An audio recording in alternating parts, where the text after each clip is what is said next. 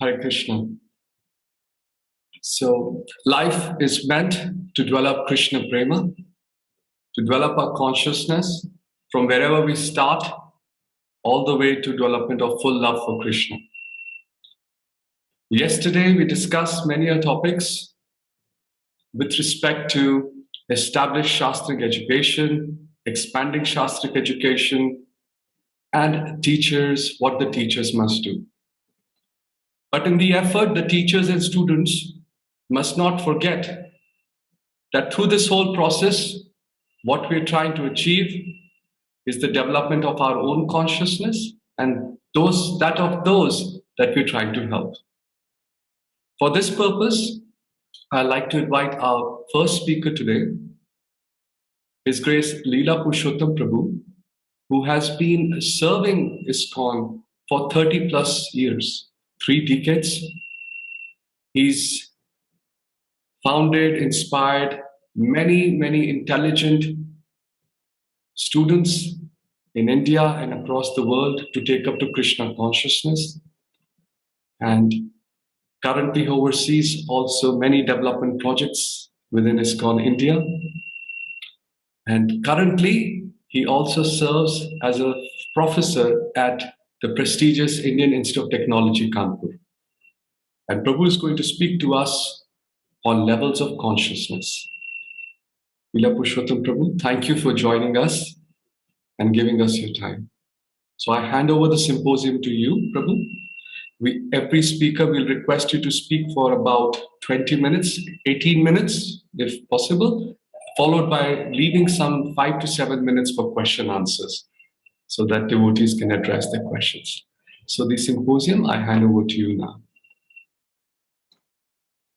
Thank you, Tapan Mishra Prabhu, for giving me this opportunity to share some idea about how we can address the issue of consciousness to revamp or reform our education system. Let us start.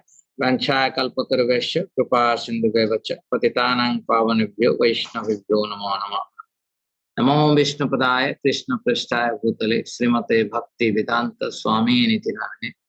Namaste Saraswati Deve Gauravani Pracharani Nirvishesha Sanyavadi Paschat Desakarne. So I will share my screen.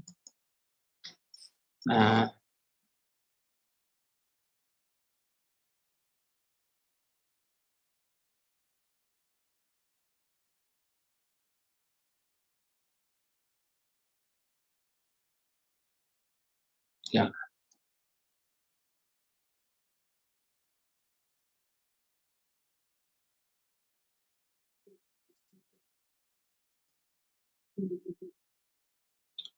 Okay, so levels of consciousness. I am going to shed some light on this. So, Srila Prabhupada said Krishna consciousness movement is for training men to be independently thoughtful and competent in all types of departments of knowledge and action. Another quote of Srila Prabhupada: at a time when material science predominates all subjects, including the tenets of religion, it would be enlivening to see the principles of eternal religion of man from the viewpoint of a modern scientist. Even Dr. S. Radhakrishnan admitted at a World Religion Conference that religion will not be accepted in modern civilization if it is not accepted from a scientific point of view. And as all of you know, one of the very first books that Prabhupada wrote and dedicated that to even to scientists, that is Easy Journey to Other Planets. And if you have read that book, you will see it starts with a quote from Times of India, where the physicists who have been awarded Nobel Prize in that year, I think 1959, so they talk about antimatter. And Srila Prabhupada emphasizes, yes, if there is a matter, and then there has to be antimatter. But then he's saying, Prabhupada said that the way they are probably, because the conclusion there is that when this antimatter and matter, they come in contact with each other, then there is an explosion, there is a destruction. So whereas Prabhupada said the matter is temporary, matter can be destroyed. So how can you define something antimatter and still say that that is destructible? No, antimatter has to be permanent, eternal. It has to be opposite of that matter. And the book goes on, a very beautiful book, is his journey to other planets. So what is the common subject matter that we talk about and scientists talk about? Srila Prabhupada, in many places, he gives accolades to scientists, saying that they could figure out that there are subtle things, right? Otherwise, who could have ever imagined that we would be talking in terms of atoms, subatomic particles, or cell, in a cellular structure, the varieties that are make up a cell. So these are all not possible, but scientists have done a great job. So Prabhupada says that our quest for the subtlest form of cause is common in both the Vedantic worldview and modern scientific view. So we must agree to an ontological form and causal structure at some point of time. So if you look at the fundamental questions that we are interested, so also the scientists, they are interested. What are the fundamental building blocks of nature? And this has been raised even at least 2,500 years back by ancient Greeks. But if you look at our literature, they only talk about what are the fundamental building blocks of the nature.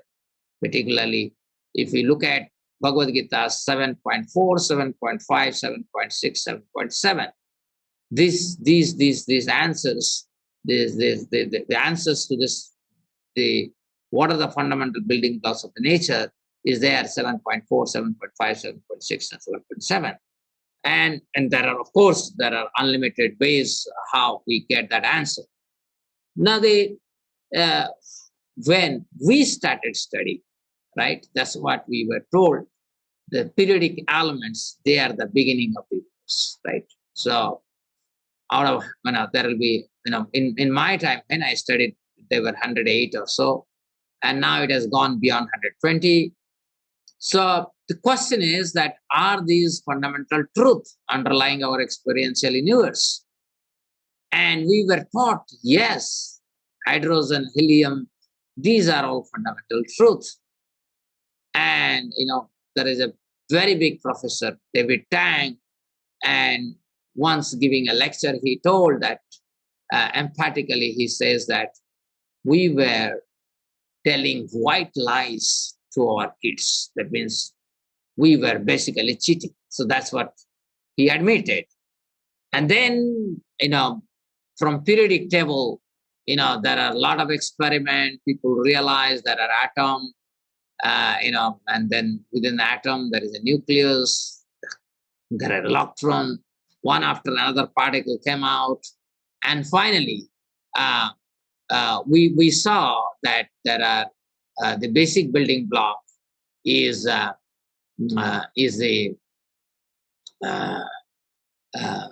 one atom and two quarks, right? So two quarks actually it started with the idea of proton and neutron, and then that went to the two quarks, and then the physicists were convinced this is all, right? This is all. That is one electron. So electron is the fundamental truth, and two quarks are fundamental truth, and that's it. So again, the further research made them to realize this is not correct. And so then they realized that, as of now, currently, I don't know how many of you are able to follow what I'm saying. Currently, the basic fundamental block uh, of the universe, that means what we are looking at. We are looking at what is that original substance. From that substance, everything comes, right? This is what we are asking. Scientists are also trying to understand the same thing. And so the answer as of now is the quantum field. And without going into deeper into the science of this or physics of this, this is the current view of the nature according to science. This is called standard model, and the standard model has 17 fields. Okay, and all of you know that recently Higgs particle got a lot of attention. People talked about God particle, and they got also Nobel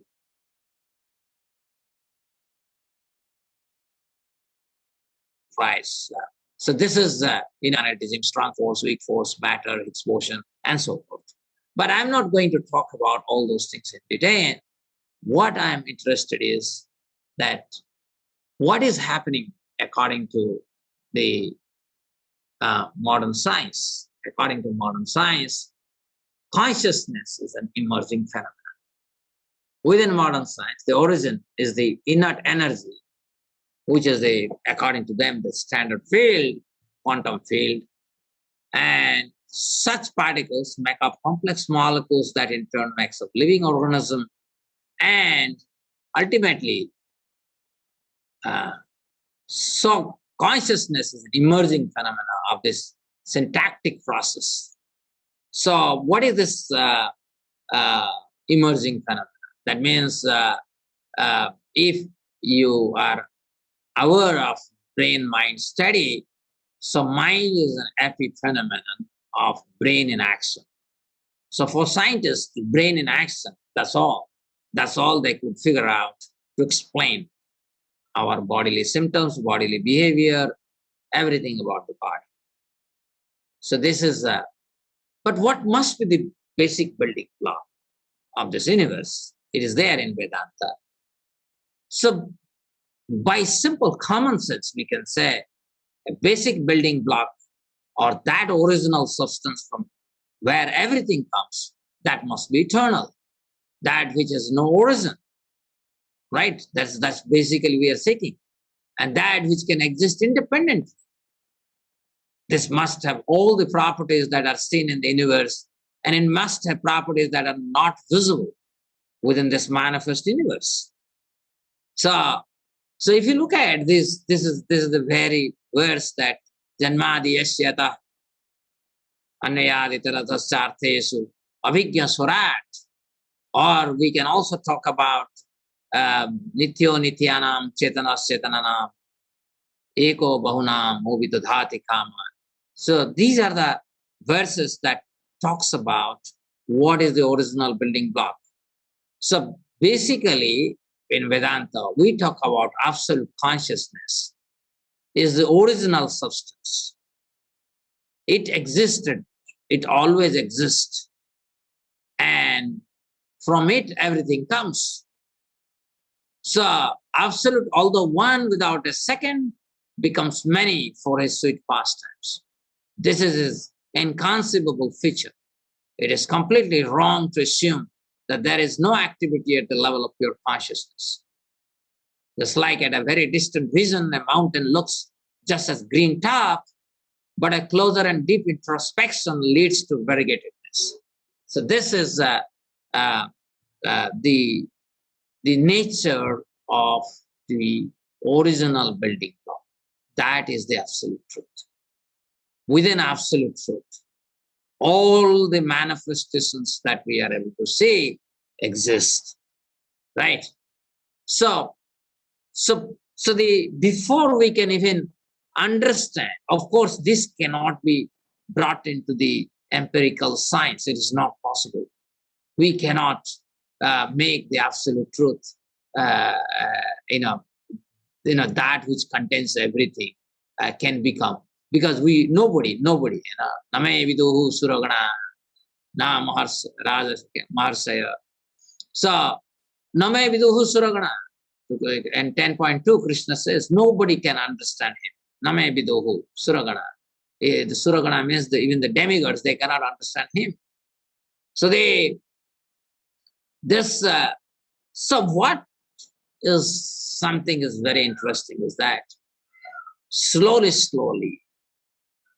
even the scientists have started realizing what we are seeing, everything is a form of consciousness. Like, for example, if I see a house, that's also a form of consciousness. A solar system or a food that is being cooked is a form of consciousness. Who cooked, whom it was offered, or it is not offered, based on it is a form of consciousness. Like an art or paint, according to science, they, suppose you make a, you make a painting of a tree, so they can take possibly 100 such paintings and create a distribution, and then they will make a random model by which a painting, will be an outcome. A specific painting would be an outcome. But we know, and scientists also, they see the lacuna in their argument that the painting itself manifests within the consciousness of the person as a whole.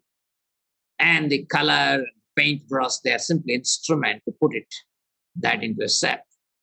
So what we see is a form of consciousness. There is nothing beyond consciousness. So this is what I want to tell. What is the level of consciousness? And because this, if I have to go in detail onto that, it will be tough to complete this. What I will do is that how we can address a specific level of consciousness for taking Krishna consciousness to every nook and corner of the society. So now what has happened in the society, this neglect of consciousness, this has resulted depression, psychic peasant, behavior disorder, environmental degradation. So many problems have come because of the neglect of consciousness. And I would speculate, I would like to speculate that this century, people will talk more about consciousness, but provided we do something fundamentally different. And before I present what is that 3 levels of consciousness that I'm talking, what is consciousness? You see, I have written some of the definitions that you can look at. An experience at the level of senses and body. For example, hunger, thirst, sexual attraction, fatigue. An experience at the level of mind. Desires, happiness, distress, success, failure. An experience at the level of intellect. Marxism, capitalism, Vedantic philosophy, and so forth. An experience at the level of falsity. Indian, American, Hindu, Muslim, male, female, white, black, and so forth. So can you see what is the common here? What is consciousness? In all these 4 definitions, the common is an experience. Consciousness, in the beginning, an experience. In our consciousness, we experience the consciousness. This is a kind of a little mystery here. In our consciousness, we experience our consciousness. This is something little. But what science does, science studies experience, but it doesn't understand the experiencer. This is the mistake. That it cannot talk about the experiencer. It talks about experience, but not the experiencer. And we know that and a conditioned state, experience and experiencer are two different objects, dualism, giving rise to dualism. And when we get liberated, experience and experiencer become one. So this is this particular idea is not there in science. For example, science is making AI machines, right, and trying to present these are, we have really duplicated the human emotion, human ability to reciprocate, interact.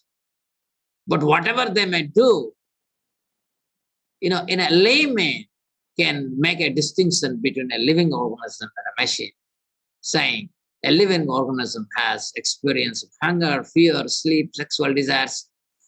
No AI machine can experience, can exhibit these kind of features. Living organism can self-replicate. No machine can self-replicate. It can be creative. There is no creativity and so forth. So simple idea that there is a living and non-living matter. So consciousness as given to us in Bhagavad Gita, we can see there is a top-down approach and there is a bottom-up approach. In top-down approach, Krishna talks in 2.17, that which pervades the entire body you should know to be indestructible. No one is able to destroy that imperishable soul. So it is the soul because of which the body is animated. And how do you recognize this? Through consciousness. So that's very subtle form of spread in our entire body, which we don't even recognize. And we have not even, most of us, even if we are practicing Krishna consciousness for 30 years, 40 years, we even don't experience that in its pure, pristine form. And that's what Krishna is saying is indestructible. And then there is an emerging consciousness. And that is material consciousness. 2.70, Krishna talk about a person who is not disturbed by the incessant flow of desires that enter like rivers into the ocean, which is ever being filled but is always still, can alone achieve peace, not the man who strives to satisfy such desires. That is, the so-called emotions, so-called beliefs, so-called life symptoms, these are all emerging property of consciousness. And scientists, they kind of trying to converge to that.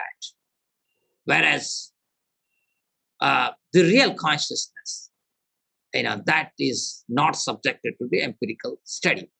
So now let us look at these three levels. One is inert matter. What is inert matter? Always Prabhupada said phenomenal world. What is this phenomenal world? World of experience. So when we talk about phenomenal world, this is called sense objects. The world is categorized in terms of sense objects. That's all. We may talk in terms of car, bungalow, bank balance, and so forth, but finally they are simply sense objects, nothing else, tanmatras. What science has missed is something very profound, and we have not been able to capitalize that. Is called living matter. Okay, and this living matter can be understood in terms of mode of goodness, mode of passion, mode of ignorance. And we have given very, very little importance to it. And most of the time, we as a devotee community, we made a cardinal mistake, only focusing on pure consciousness. Pure consciousness is two parts, Shara, the fallible Jiva, Akhyara, the infallible Supreme Personality of Godhead, right? So these are three. Scientists only covered inert matter.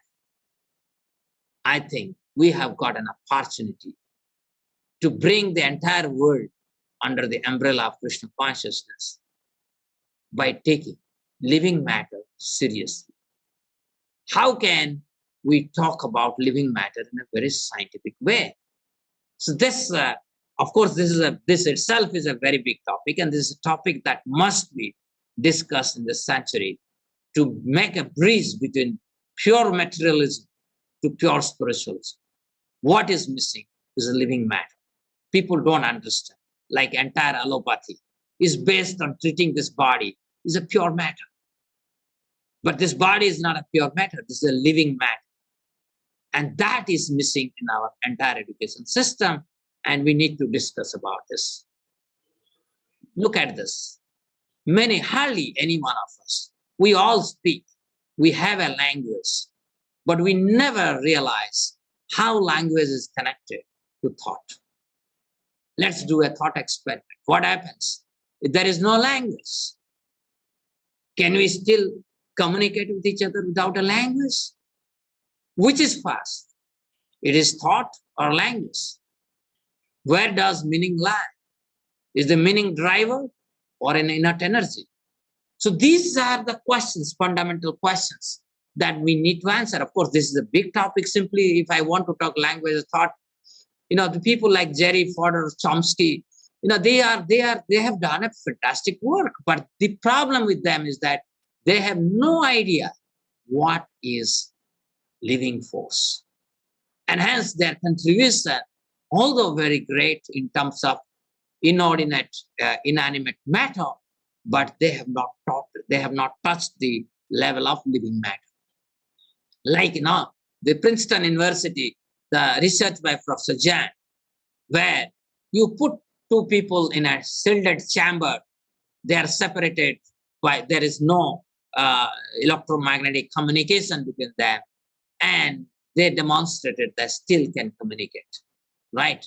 So basically, at least this research tried for the first time how to how to see that the mind is still different from the idea of matter that we have. Mind is a matter, but is a different level of matter, right? So if you look at here, Hare Krishna. I'll finish just. I got so mesmerized in your talk. I didn't even realize it's about 6:05. Our next, and we don't even have time now for question answer. Our next speaker is ready and requesting to come on the panel. Could we take? Is it possible you could wrap up in a minute or so? I'll just wrap up. So, thank you. So the scientific, you can see our paper on Purushottam enhancement of cognitive function in music, 3-channel model. We published this. We are showing that how Rag Darwari can enhance the cognitive function of a person, and we are able to show that how a brain normally it has lot of talking. That is, brain has different areas, and there is unnecessary talking going on. But when it is subjected to Rag Darwari, we saw that the cross-talking within the brain goes away and brain becomes cool. And this particular work has been reported in many newspaper, the media houses, and we just have communicated a paper to a psychology journal where we are talking about novel Hare Krishna mantra-based cognitive behavior therapy. And we are showing that those who have problem insomnia, those who cannot sleep properly, we can improve their sleep quality considerably, right? And nowadays, this is a big problem. So what I'm trying to say is that living matter, what are the topics that we can talk about? So I'm giving you, showed you 3 topics. So there are 4 ways we can educate people in Krishna consciousness. One is to promote Vedic holistic values and Vedic ways of life, to preserve and expand rural fabric of the world at large, to explore the scientific truth, there's a mistake there, and to develop a sustainable campus that preserves natural symbiosis. And the journey started with our Gurukul, and you can see that the paper that I showed you just now, I was doing this cognitive behavior, Hare Krishna Mahamantra based cognitive behavior therapy long back. Here you can see our Gurukul students after, when they do a, proper, mathematics, when you solve mathematics, you really expend a lot of energy. So after that, just before their lunch, I put them into this cognitive behavior therapy, and they feel really free and relaxed, right? So these are, and we can bring these things in terms of scientific findings, how brain really rewires itself. So I will not give it. Let me wrap up things. So finally, and we have taken that, now how we can bring this, when we talk about Bhagavad Gita, how can we reach out online? So we started a journey of learn Gita, live Gita, and then you can see here, this is what we are trying to do in our Gurukul campus.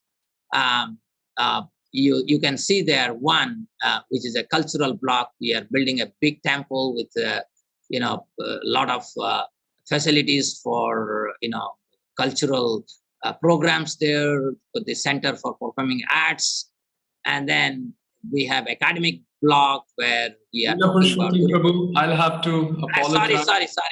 Sorry. So these are okay. So we are in the process of setting up a Brindaranyam college. You can see there, and leading to Brindaranyam University. So basically, what is the conclusion? Conclusion is consciousness is the source of everything.